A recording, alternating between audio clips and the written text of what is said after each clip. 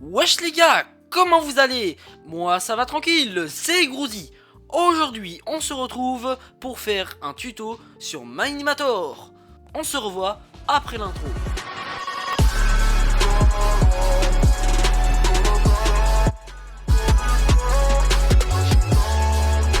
Juste avant de commencer ce tuto, n'hésitez pas à vous abonner, à activer la cloche et à mettre un pouce bleu sur cette vidéo. Ça me ferait super plaisir, merci à tous ceux qui le feront. Donc dans ce tuto, je vais vous apprendre à rendre votre animation réaliste. Je vous présenterai les différents paramètres de la caméra. Et je vais vous donner également des conseils à propos de tout. Donc avant de continuer cette vidéo, n'hésitez pas à aller voir mon premier tuto qui sera en haut à droite, puis quelques secondes après mon deuxième tuto. On va commencer tout de suite. Donc les gars, je vais importer un personnage à moi. On se retrouve tout de suite quand c'est bon. Donc maintenant que j'ai importé mon personnage, je vais vous donner des astuces pour le rendre un peu plus vivant. Si vous voulez avoir ce visage réaliste, je le mettrai en lien dans la description de cette vidéo à télécharger. Alors, ce qu'on va faire, un humain en général n'a jamais les bras aussi collés au torse. Donc vous cliquez sur son bras, donc là quand vous cliquez une fois, vous sélectionnez le corps qui est ici.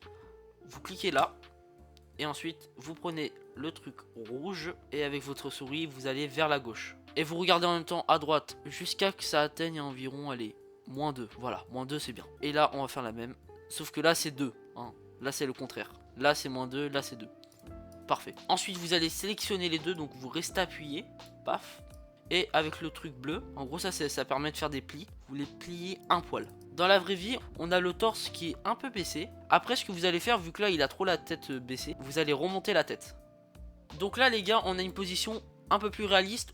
Mais il nous reste un petit détail, c'est les jambes. Donc les jambes, hop, vous décalez un poil. Comme d'hab de 2. Là elle est un peu trop décalée la jambe. Même là en fait. Non, là vous décalez de 1 à 50 environ. Et ensuite vous sélectionnez vos deux jambes. Alors moi c'est des trucs en plus hein. Mais en gros vous avez que ça hein. Ça vous l'avez pas. Vous sélectionnez les deux jambes. Hop, vous les pliez un poil.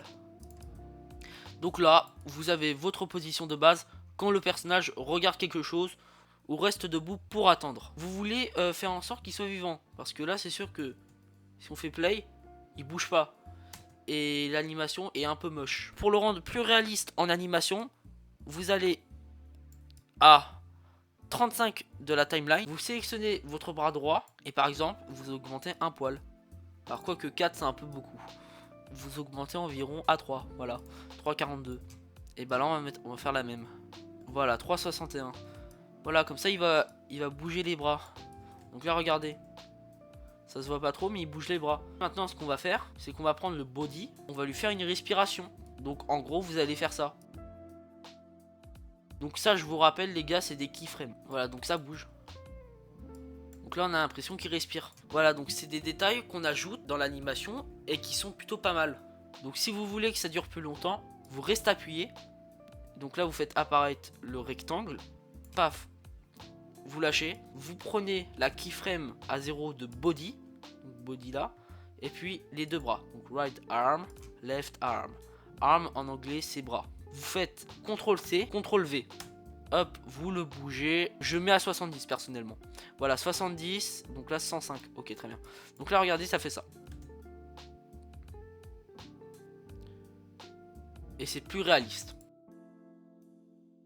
Là le personnage on va le laisser comme ça. Bon moi je me mets comme ça mais vous faites comme vous voulez. Vous prenez votre caméra et vous la créez. Moi je vais la mettre à peu près là. Donc là en gros c'est ici qu'on verra toute l'animation. La caméra vous pouvez la laisser immobile. À ce point là vous cliquez 2 fois. Donc ça c'est instant. Donc l'animation elle se fait d'un coup. Et ensuite vous bougez comme ça.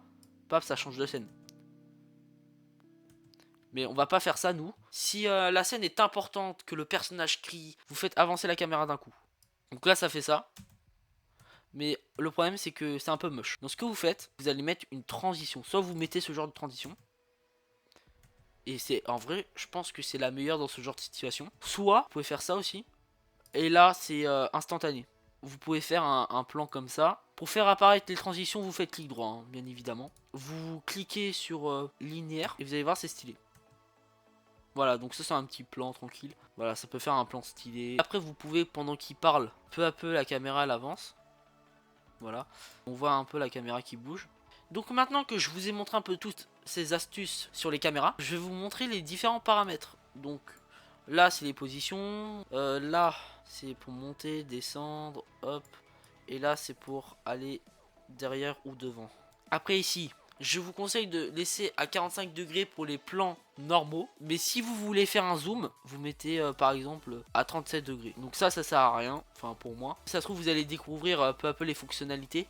Mais ça je sais pas à quoi ça sert. Donc ça les gars, ça paraît compliqué, mais en fait c'est simple. En fait là vous avez créé un espèce de cercle et en gros la caméra elle tourne autour. Dans mes animations je l'ai jamais utilisé, mais ça peut être utile pour tourner autour de quelque chose. Par exemple imaginons on veut tourner autour d'un personnage. C'est un peu compliqué à manipuler hein. Et là ce qui est stylé c'est qu'on peut faire des plans comme ça.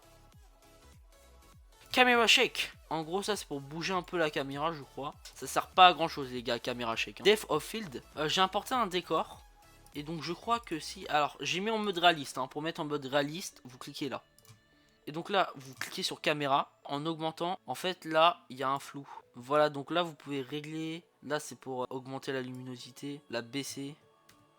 C'est bien, c'est super bien. Ça ajoute un petit style à votre animation, c'est pas mal. Bloom, ça ajoute de la lumière au ciel. Voilà, en gros, littéralement, il y a de la lumière. Donc là, blend color, vous pouvez modifier la couleur. Hop, en rouge. On met en violet, les amis. Donc voilà, less dirt, je sais pas à quoi ça sert.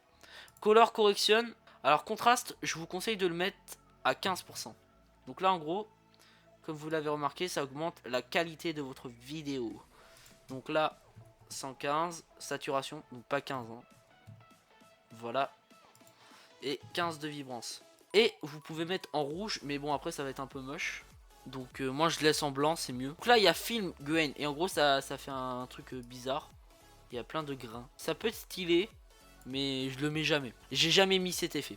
Vignette, je l'ai jamais fait, mais ça pourrait être pas mal. Donc là on peut mettre du rouge comme du violet. Mais c'est pas mal du tout en fait. J'ai jamais testé hein, mais quand j'y pense c'est pas mal. Et après il y a chromatique aberration. C'est pour faire bugger les animations là. Cet effet il est utile dans les miniatures. Si vous voulez faire une miniature Minimator, utilisez cet effet hein. Chromatique aberration, incroyable. Et le dernier effet, distort. Littéralement c'est une distorsion. On dirait qu'on regarde une télé. Ce qui peut être un effet sympa.